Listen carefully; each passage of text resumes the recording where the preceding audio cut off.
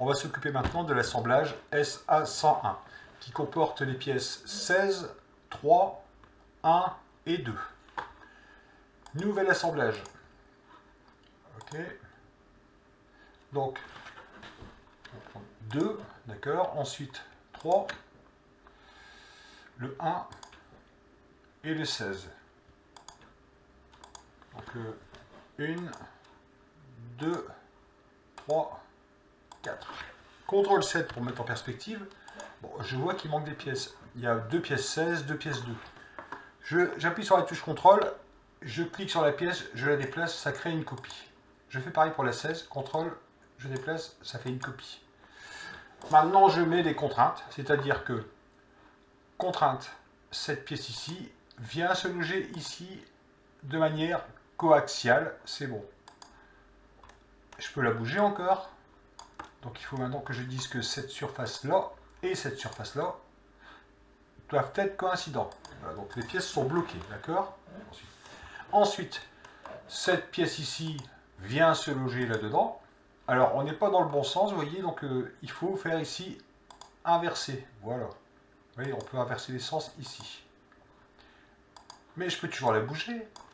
Il y a une chose qu'il ne faut pas oublier, c'est que cet alésage-là et ce trou-là doivent être coïncidents. Voilà, donc là, la pièce, elle est bloquée.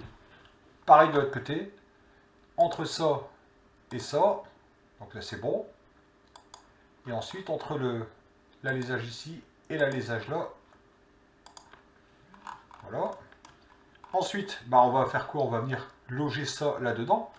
Donc, entre ça et ici, pareil, on n'est pas du bon côté, donc on inverse. Voilà. Bon, là, on peut toujours bouger, mais on verra après. Et on peut aussi faire la même chose pour ça et ça. Pareil, on n'est pas du bon côté, on inverse. On le bouge. Et là, en fait, ici, maintenant, il va falloir se rappeler quelle était la distance qu'il y avait ici de filetage, là.